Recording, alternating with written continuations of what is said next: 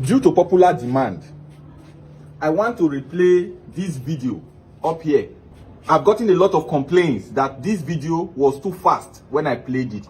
Please watch it now and please share it. The reason why we increase the speed is so that Instagram, Facebook and TikTok can push it.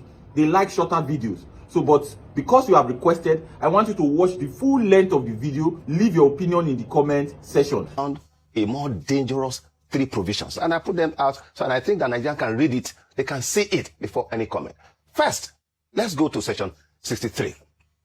Now, section 63, which I just discovered, they have now reintroduced something very terrible. You can see it there.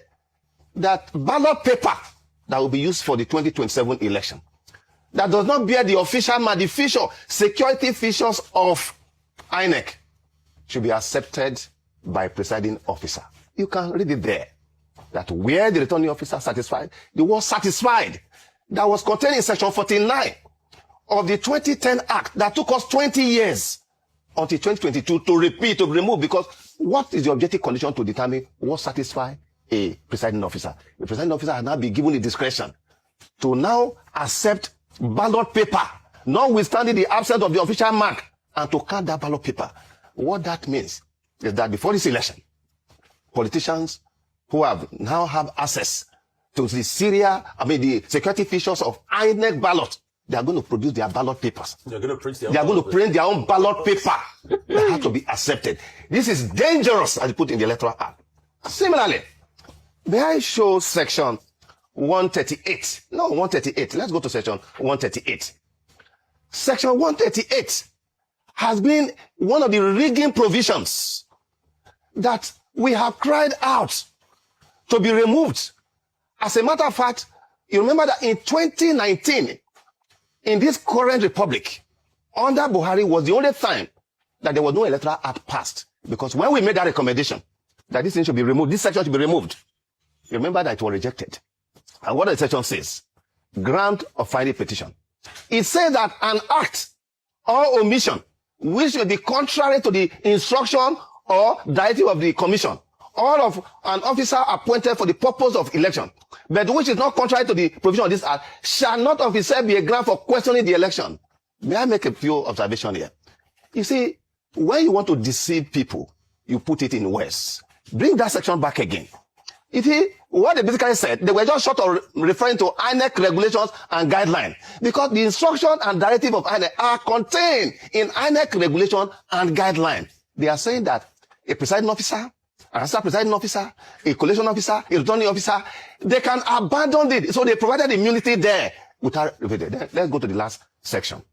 It will interest Nigerians to know that section 137 now says that all those categories of individuals, I think the other time I provided you what we call a pyramid.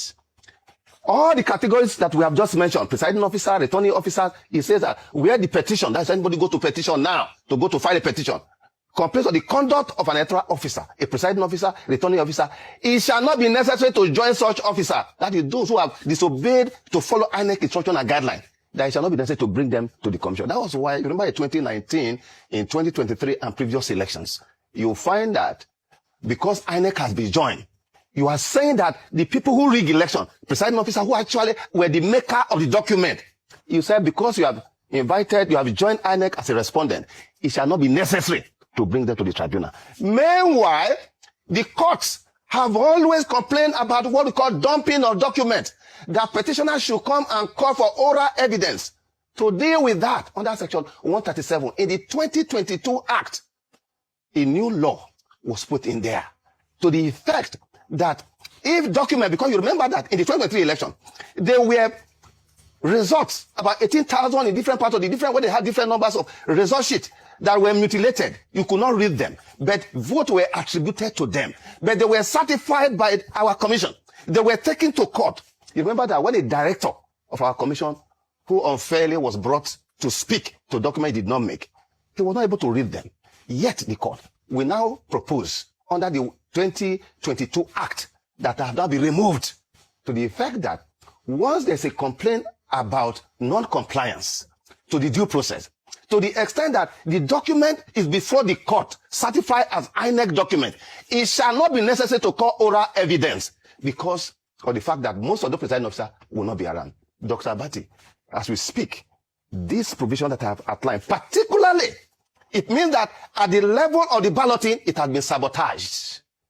To the extent that ballot papers, you cannot going to have ballot box stuffing, people are going to produce their ballot paper. Remember, in 2019, in 2 states, one in the southeast, one in the south-south, some unscrupulous members of our commission gave the serial number, gave the security features of ballot papers to politicians.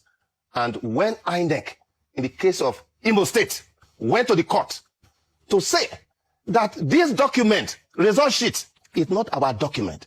But guess what? The court, tribunal, upheld a forged document.